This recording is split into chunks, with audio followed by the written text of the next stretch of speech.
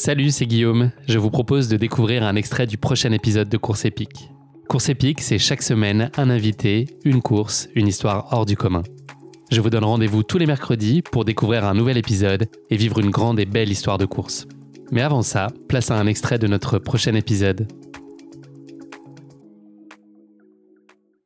On connaît pour toi l'importance de l'ancrage. C'est la meilleure façon pour toi de retrouver un état d'apaisement salutaire. Et puis ton niveau d'énergie aussi, c'est une étape indispensable, ce moment d'ancrage en retrait.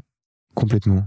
Alors, je suis pas du tout manuel. Pourtant, tu vois, le côté artisan, poser les fondations, assurer que voilà les fondations soient très saines, soient très pérennes, ça me parle. Et c'est vraiment comme ça que j'ai envisagé mon hiver. Poser des fondations extrêmement solides pour aller longtemps, pour aller haut et aller longtemps.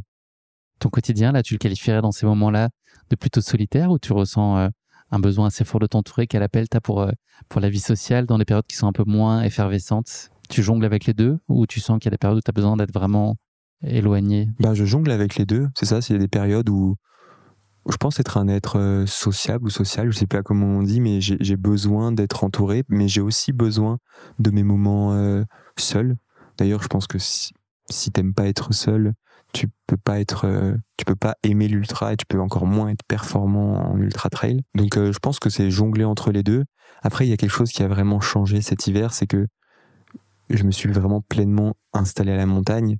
Et quand tu t'installes à la montagne, ça va te pair avec un nouveau mode de vie. Et ce mode de vie, forcément, il est un peu plus polarisé. C'est-à-dire que t'es moins dans un flux social un peu constant comme à la ville où t'es toujours un peu entouré de monde. Là, t'as tes gros moments de solitude et tu choisis quand est-ce que tu t'entoures.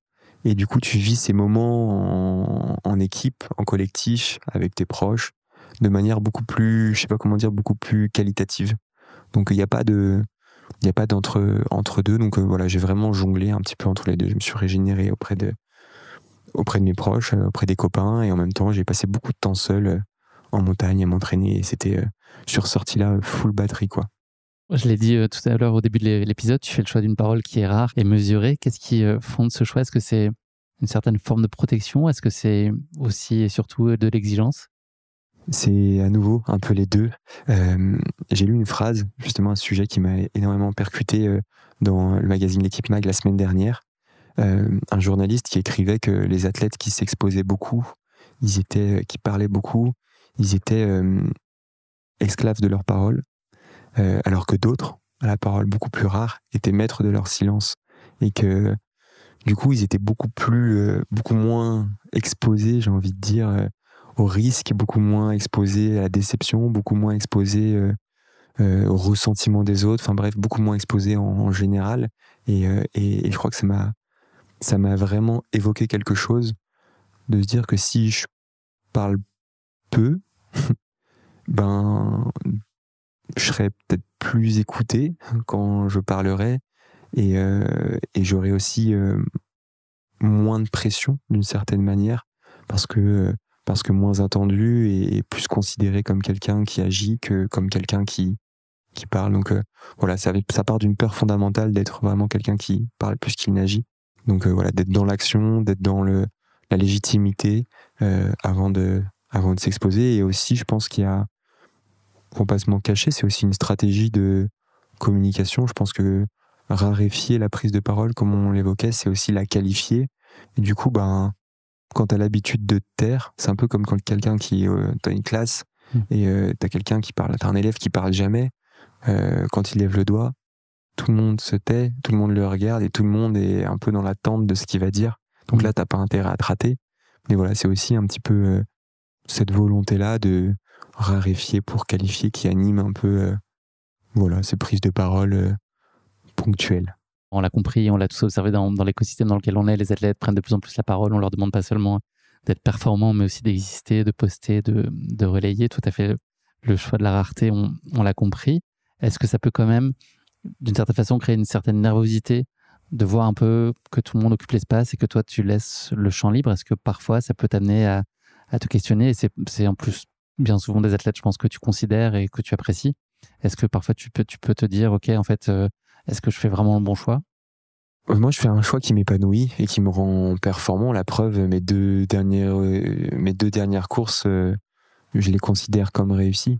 Donc, ça veut dire que c'est un schéma qui me convient. Je sais pas, je dis pas que c'est le meilleur, mais en tout cas, c'est ce qui est le plus adapté pour moi dans le contexte actuel. Donc, non, il n'y a pas du tout de frustration. Au contraire, moi, j'ai plutôt envie de faire les choses différemment, de faire les choses un peu singulières. Donc, encore une fois, je juge pas, je dis pas que c'est bien ou c'est pas bien, je dis juste que c'est ce qui me convient, ce qui me convient moins.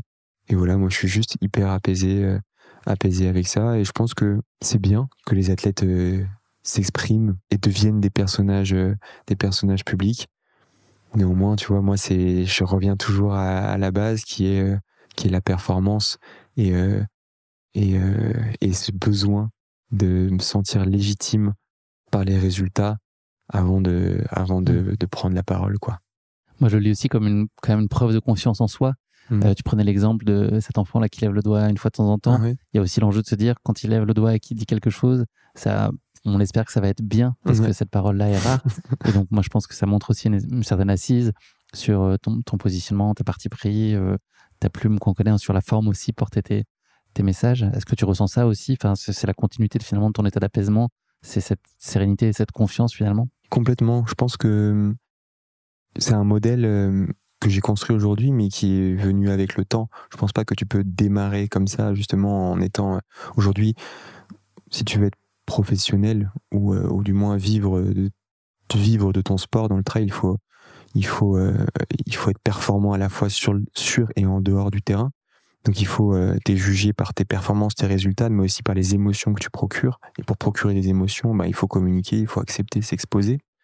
Donc moi, je peux me permettre, j'ai envie de dire, d'avoir une prise de parole un peu plus ponctuelle, parce que j'ai je pense déjà beaucoup communiqué en amont, et que j'ai la peur j'ai peur de lasser les gens. Donc voilà, j'ai pas envie d'en faire trop. Je gère mon effort, on va dire, comme en course. Et effectivement, il y a une forme de confiance qui est pas forcément liée au fond de ce que je vais dire. Je suis pas en confiance par rapport à comment va être perçue la manière dont je communique, mais une forme de confiance par rapport au fait que même si c'est pas très bien perçu, moi je suis hyper en phase avec les valeurs qui sont les miennes, et j'ai aussi un double projet qui m'épanouit énormément. On pourra peut-être en parler tout à l'heure, et qui est de plus en plus puissant, de plus en plus vertical, de plus en plus je sais pas comment dire, mais qui a de plus en plus de corps, et qui fait qu'en fait je me sens pas le besoin de communiquer ou de surcommuniquer, parce que je suis déjà hyper heureux avec ce que j'ai.